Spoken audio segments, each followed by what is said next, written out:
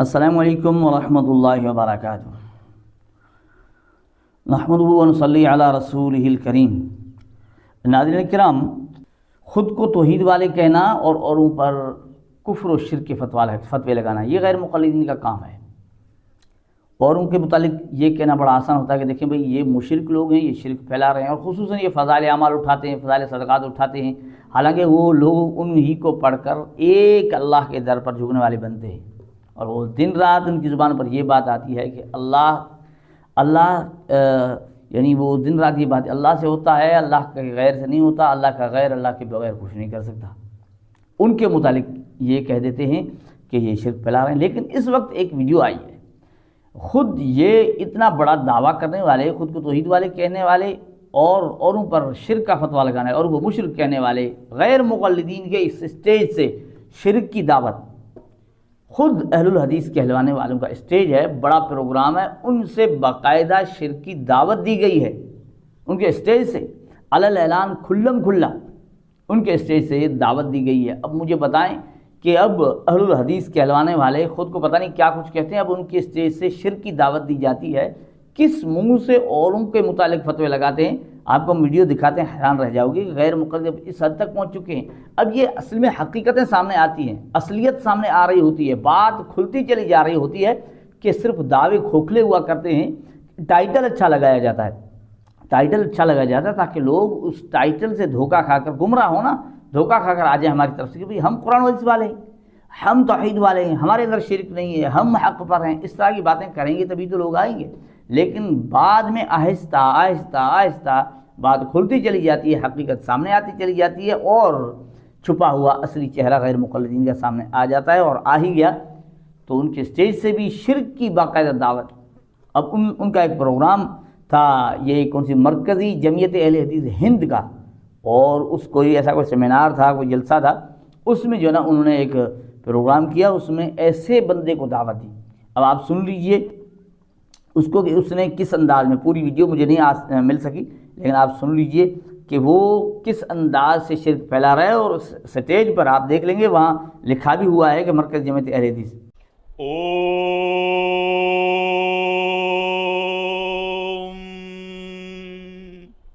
ارحم فدا کر دے، محبت میں یہ لازم ہے کہ جو کچھ ہے فدا کر دے، محبت میں وہ طاقت ہے کہ بندے کو خدا کر دے، محبت میں وہ طاقت ہے کہ بندے کو خدا کر دے۔ تو ناظرین کرام، یہ اگر بندے کو خدا بنا دیں، اسٹیج سے اس چیز کی دعوت پھیلا دیں، ایسے لوگوں کو وہاں بلائیں جو وہاں ان کے اسٹیج پر آ کر یہ کہتے ہیں کہ بندہ یعنی خدا بن جاتا ہے، بندہ خدا بن جاتا ہے، تو وہاں شرک نہیں ہوتا، وہاں کفر نہیں ہوتا، وہاں وحدت الوجود کی بات نہیں ہوتی، اور وہاں باقاعدہ ایسی چیز کو روکا نہیں جاتا اور اس پروگرام کو جاری و ساری کیا جاتا ہے۔ اور یہ میں اپنی طرف سے صرف یہ نہیں کہ آپ کو یہ دکھا کر بات کہہ رہا ہوں، بلکہ ان کے خود ایک مولوی نے اس چیز کا اظہار بھی کیا کہ بھائی اس طرح کی چیز نہیں ہونی چاہیے۔ اسی پروگرام کے اندر یہ عنایت اللہ ثنابلوی کو آپ سن لیجئے، مدنی کو یہ کہیں۔ یاد رہے ہمارا یہ اسٹیج جماعت اہل حدیث کا سب سے زیادہ مقدس اسٹیج ہے، اس کا تقدس ہمیشہ باقی رہنا چاہیے، خلط ملط نہیں ہونا چاہیے۔ ایسا نہ ہو کہ اس مقدس اسٹیج سے رواداری کے نام پر، احترام انسانیت کے نام پر کوئی کہے کہ بندہ خدا بن جاتا ہے۔ یہ کسی طرح اس سے روا نہیں ہے، جائز نہیں ہے، اس کی کوئی گنجائش نہیں ہے، کیونکہ ہم اپنے اصل سے پھر ضائع ہو جائیں گے، اصل کو برباد کرنے والے ہو جائیں گے۔ کوئی کہے غیر اسلامی عبادت گاہوں کے اندر 3 دن 7 دن 10 دن جا کر کے ٹکنا چاہیے، رہنا چاہیے محض احترام کے نام پر، میرے بھائیو ظاہر ہے یہ کرنے کا مطلب یہ نہیں ہے کہ ہم انسانیت کا احترام کریں گے۔ اگر ہم نے اس کو کہیں جگہ دے دی تو ہم خود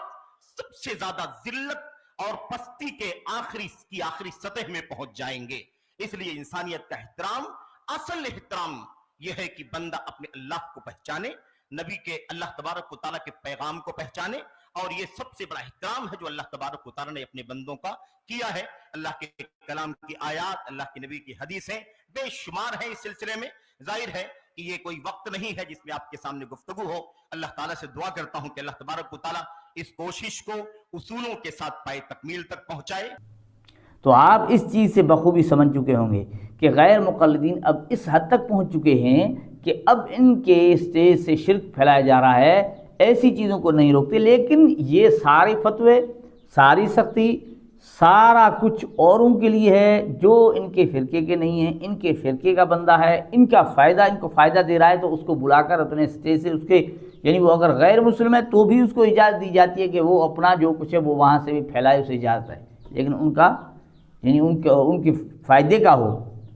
ان کا حامی ہو تو اس نے جا کر اپنا ہی انداز اختیار کیا نا، کوئی اسلامی باتیں کی ہیں، کوئی دین پھیلانے کی بات کی ہے، وہ باتیں کی دن رات جو اوروں پر الزام لگایا کرتے ہیں، جھوٹ بولا کرتے ہیں، ان کو کھلم کھلا اجازت دی۔ ناظرین اب دیکھیں یہ ان غیر مقلدین جو اپنے آپ کو اہل الحدیث کہلواتے ہیں، ان کی یہ حقیقت ہے۔ اللہ جل جلالہ ہمیں سمجھنے کی توفیق عطا فرمائے، اور یہ کوشش کرنی چاہیے کہ ان کی حقیقت اوروں تک پہنچائیں تاکہ لوگ ان کے وسوسوں سے اور ان کے دھوکوں سے بچ سکیں۔ السلام علیکم ورحمۃ اللہ وبرکاتہ۔